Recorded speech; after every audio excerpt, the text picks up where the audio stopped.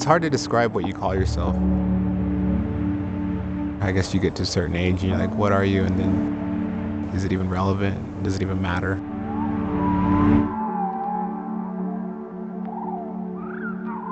I come from a native family of artists. It's something that has been a part of me. It's something that's carried me through this life. Art is really powerful, and it's my way of talking to pull people in and hold different conversation, or maybe see something in another light. One thing that I wanted to talk about today is actually our creation story for Da'ao, for Lake Tahoe.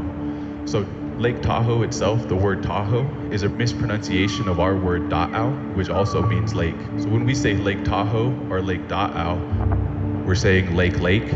And kind of a funny thing that they do with language, right? And so we again always say that we've always been here, and we've been here long enough to see these things occur and to carry this knowledge forward.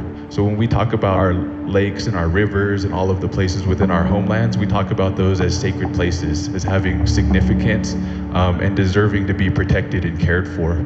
We get this question at some of our presentations where they say, you know, what happened to all of your old trade routes and trails? And we kind of laugh and we say, you know, they're still there. Oftentimes they were turned into highways. One of those today, at least some people will be running on for the Western States Endurance Run, or as we would call it in our language, Mimdewi Moduet. We see that there's a need to educate people and to do better. And so land acknowledgement is part of that, educating people, correcting information, making sure that we can support Indigenous peoples and make commitments for the future to do better ourselves. So with Jordan and with Gu, one of the big things that they did is they opened up a spot for Yatika back here, for him to be our kind of Indigenous representative in this run. We are honored to support Yatika on his journey through Western states, not only because he's a super passionate and incredible runner, but because he's such a strong advocate for bringing others in, making sure that people feel seen and heard. So we're very excited because Yatika is bringing to life the first ever Western States Endurance Run poster. I was super excited to be a part of this. It was an honor to be asked, really. You allow new things to come in and take place and unfold, and then you become a part of it and you add your knowledge to it, and then you share and you grow and you collaborate, and it's super beautiful. But just to protect you, give you energy and sustenance as you run. We wanted to give you that. Oh, just shake that. This is omega. And so it's an ephedrine, like a natural adrenaline. If you're feeling tired at any time during the night or just need a little bit of energy, this is one of our traditional teas and medicines. I even chewed on a little bit this morning driving over here at 3 a.m. Nice. Whatever happens, we did it together, and we did it with heart, we did it with love, and hey, you know, we're celebrating life today, so thank you. Today, we are here to acknowledge that the land in which Western States Endurance Run begins is the Aboriginal land of the Washishu. The Washu people are the people from here, or as they are known today, the Washoe tribe of Nevada and California.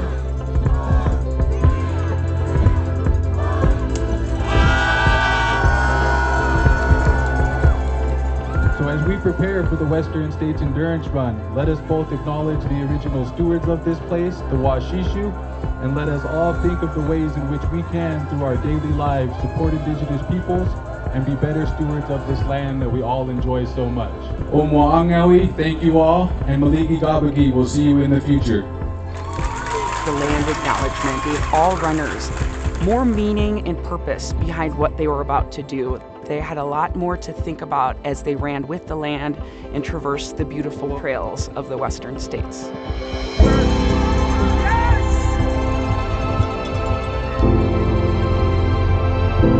We need to have a new perspective of our relationship with land, and we need to make sure that we care about this place. Our actions reflect that kind of idea of caring.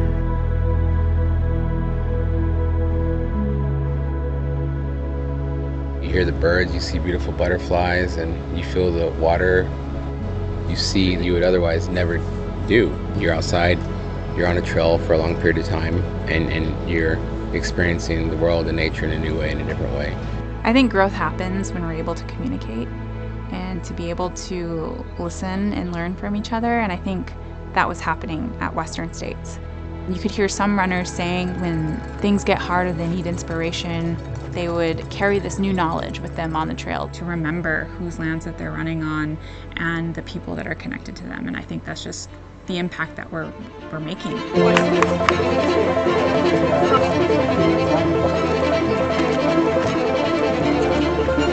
We pushed for something that we believed in, and we did it together, you know, on something that we all are a part of in movement and in spirit, you know, and in conversation for sure. Something that is gonna have, you know, there's gonna be more that's coming from this, you know.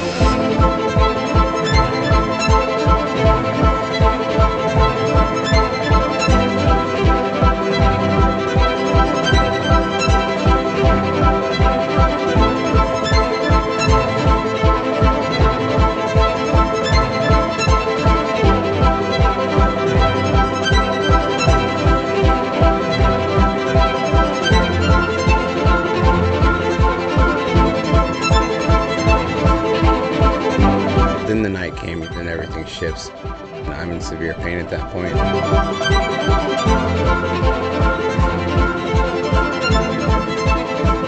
We're like filled with sweat and dirt. We got blisters and the blisters popped. Then I was like, oh man, I have 5 more hours of this course coming up and I don't know if I can do it.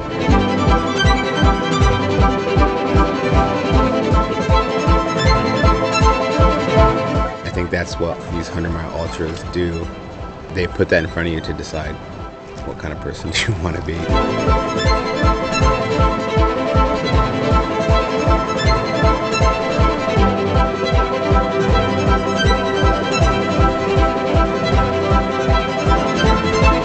When you go through 22 miles in the middle of the night to the morning, there's a bond formed deeper than any words I could say.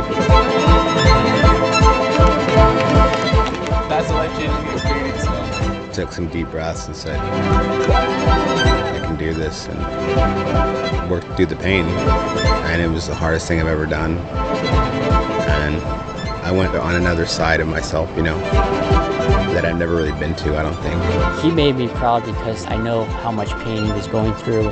6 months of training takes a lot out of your life. And then you're put out there, and it's a lot on your body and your spirit.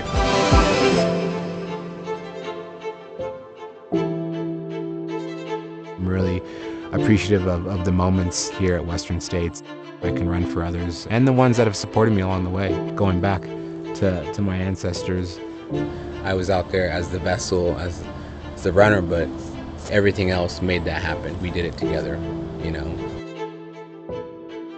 I'm an artist, I'm a painter, and I'm also a runner. I am Osage Cherokee and Muskogee. Born in Tulsa, raised in Oklahoma. My name is Yatika Starr Fields.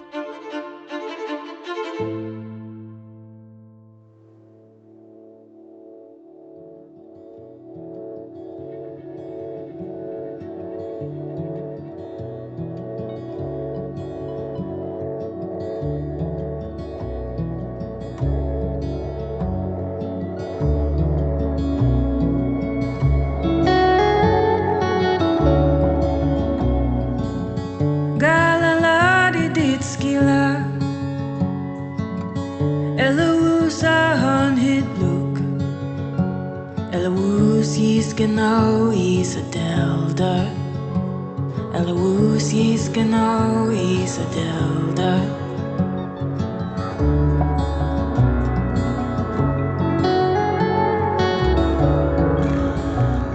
I'm running Western States.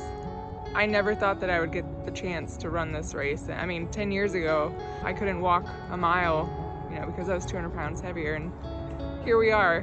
I'm so excited to do this with Rising Hearts and with GOO. Races like these, big races, the running industry in general, representation matters so much, and I can't believe I get to say this, but I'll see you at States.